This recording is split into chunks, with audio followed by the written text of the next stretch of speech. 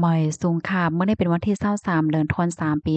2026ในตอนในเฮามาถอมมาเลยเพียนด้วยเปิงใหม่เกี่ยวเลยลองป่านเย่เงินตีในเมืองไทยตอนดาพี่น้องแห่งการและพี่น้องค่ะหมางเจออันมีไว้อยู่ต่างตีต่างเมืองเสเอาเงินฝากไว้ที่ในป่านเย่เงินตีในเมืองไทยรู้กึ่งหลีฮู้และหลีพางจึงหือและเจ้าในเฮามาถอมด้วยกว่าค่ะเนาะมีข่าวง่าออกมาว่าตั้งฝ่ายป่านเย่เงินตีในเมืองไทยในเตแต่ใจดื้อเปิงสังเจิ้นหนังว่ากว่าทอนเงินนำเพราะว่าในจึงเตเลลัดแหนลองตั้งเปิงเป็นมันเพราะว่าอำลัดแหนไล่แหนก็ตั้งฝ่ายป่านั่นเต็มจังถูกปันเงินเนี่ยค่ะเอาลายโหยย่อยย่ำมันเป็นหือเฮามาถ่อมด้วยกว่าเป็นตอนเป็นตอนค่ะตอนที่1ย้อนก็เปิดสั่งแลออกเปิงซึ่งไหนออกมาตั้งฝ่ายป่านเย้เงินได้ก็ลาดว่าเปิดตาแห่กังอำให้เอาป่านเย้เงินในเป็นเส้นตั้งเป็นเคิงมือเสตรงหนึ่งเฮ็ดสร้างเกี่ยวเลยรองเงินอันจอมปักเปิงหมายมีข้อที่2ย้อนก็เปิดสั่งแลมีรองไม้ใจเกี่ยวเลยรองโตเงินแหน่ตั้งฝ่ายป่านเขาก็ลาดว่าเปิดตาเตจางโคดไลเส้นตั้งการเงินโตเงินแหน่มันหยาบไหนเนาะเพราะว่าเอาดัง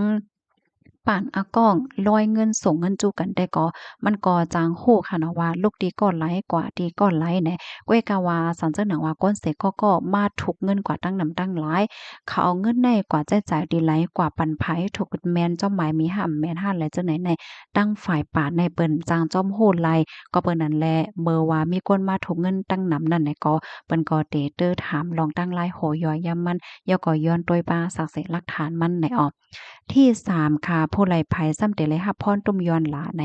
ก็ก้นที่อันเดกว่าถอนตรงเงินตั้งนำตั้งหลายป้าเจมก้นที่อันเอาเช็กเอามังเจที่อันเปิ้นเตรียมปันกันนั่นคณะกว่าถอนเอาตรงเงินตีป่านนั่นเย้าในออบกำในซ้ำเตเลยเฮ็ดจึงหือขละตอนตาก้นก็ที่อันเตกว่าทุบเงินถอนเงินตั้งนำมัน5ล้านบาทต่อวันขึ้นเนินนั่นเนาะก็เตเลยเฮ็ดจังไหนค่ะข้อที่1ได้เตเลยลาดเหนลองโตเจ้าเก่าขอมนต์โตเจ้าเก่าเหมือนจังหนังว่าเจ้าเก่าเฮ็ดสร้างนาการต่างงานอีสังเป็นโครงการอีสังเนาะยก็เจ้าเก่านั้นรับหน้าที่ปนพรอีสังและเจ้าในเตไลลาดแหนปันข้อที่2เนี่ยก็เตไลลาดแหนเยื่องอ้านอันมาทุกเงินในปอกกำไนเตียวกว่าใจตื้อใจจ่ายตีหลายจึงหือจึงหาพองสั่งว่ามีซากเสหลักฐานเพิ่นลิกเพิ่นไล่แหนไล่ป้าก็ไฮไลท์แหนป้าเนี่ยค่ะอ้อสั่งเจ้อหนังว่าจางลาดแหนลวงตั้งอันติเตเอาเงินกว่าใจตื้อแลสังแหนยืนยันไล่เพราะว่าแหนจึงแหน ตั้งฝ่ายปานแย่งเงินเขาในก็ได้จังถูกปันเงินรายในพี่น้องเฮานะกำในมาเทียงคอที่5ค่ะเพราะว่ามีมาเปิงตองถามเกี่ยวเลยลองปื้นโตว่าลองเยื่องอ่านการใช้จ่ายเงินตองว่าสังว่าจังไหนได้มันเตจังเฮ็ดให้มีลองจึงเทิงโยเพราะว่าก็ติดต่อกับสืบตั้งฝ่ายปานแย่งเงินเนาะลองได้ตั้งฝ่ายปานเขาในก็ลาดว่าตอนตาโก้นที่อันเดกว่าถูกเอาเงินโตเงินตั้งนำตั้งหลาย นั่นแต่ก็มันก็เดจางจึงเทิงอยู่นั่นน่ะเนาะซันเจิ้นหนังว่าแหนไลว่าเจ้าเก่าในเหตุการณ์ตีไหล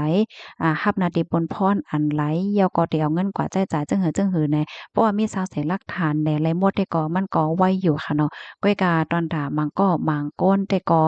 แหนไลว่าสังว่าจังไหนตั้งฝ่ายปานเขามีรองทางเทิมและจังไหนได้ก็เล็บเตนไลใจขิงข้าวยามหึงอยู่ในนั้นยาวค่ะกับในหลายๆก็จะมีความถามเถียงกันเนาะว่า อ้าวป้นนั้นเพราะว่าเฮาคา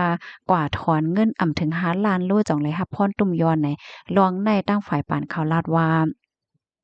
สั่งว่ากว่าถอนเงินถึง5,000,000ได้แต่ก็มันก็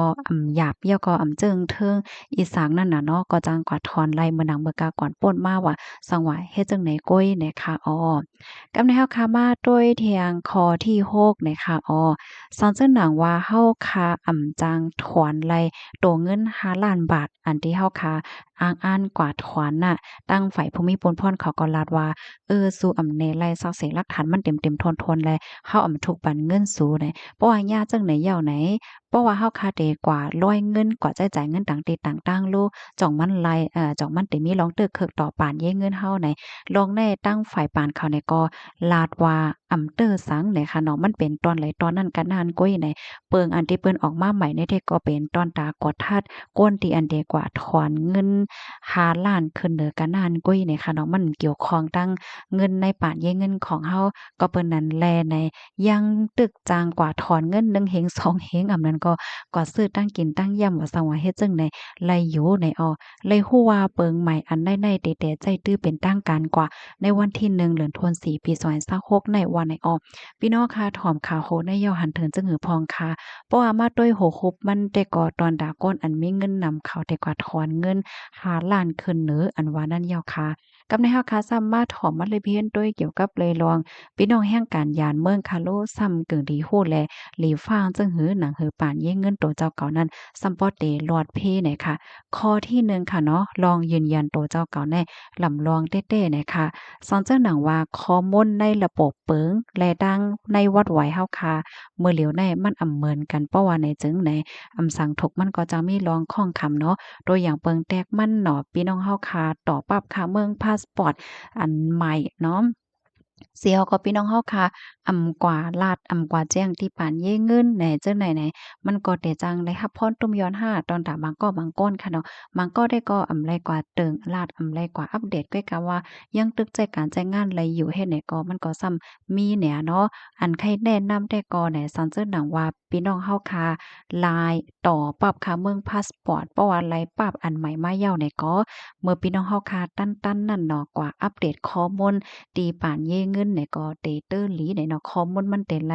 แม่นกันดังเมื่อเหลียวในเฮ็ดเนี่ยมันหนังมาก็ในเปิดป่านเย่เงินมาเข้าตั้งแต่เมื่อหลายปีที่พ้นมาว่าเมื่อเปิดนั้นซ้ำเอาปรับค่าเมืองอันเก่าในกว่าเปิดเมื่อเหลียวได้ก็ต่อปรับหมายว่าจะไว้ปรับใหม่ข้อมูลในป่าน้ำตึกเป็นข้อมูลปรับค่าเมืองอันเก่าอยู่ในมันข้อมูลมันเต็มเหมือนกันนั่นน่ะกำลังได้กว่าอัปเดตในเดลีเนี่ยข้อที่2ให้พี่น้องค่ะสติป่านมาบัญชีมา เมื่อว่ามีก้นเสก็มาโจ้พี่น้องเฮาค่ะเปิดปันได้ปันกาหยาบจังนั้นจังไหนจังไหนพี่น้องค่ะอย่าไปหยุ่มล่าๆอย่าไปเฮ็ดจ้อมล่าๆค่ะนั้นก็อย่าไปปันเปิ้น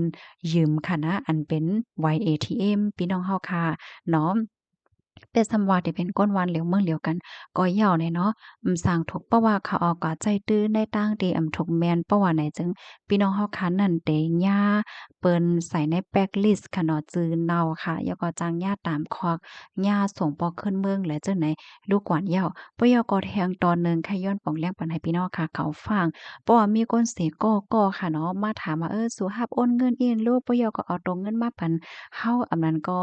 สุรับโอนเงินปันติก็นั้นปันเฮาอีหลูกปยก็สุกะทุกเงินปันเฮาเฮาได้ปันกายหยาบสูและจังไหนๆให้พี่น้องค่ะสติค่ะน่ะเมื่อเหลียวได้มันเหมือนเมื่อกูเปาเหย้า เป้าเหมือนหนังว่าพี่น้องครับพร้อมใจจ้อมเหียเนี่ยรับโอนเงินเนี่ยโกนเตียนโอนมานั้นทำเป็นจ้าแพ่นว่าซังว่าแฮ่ไหน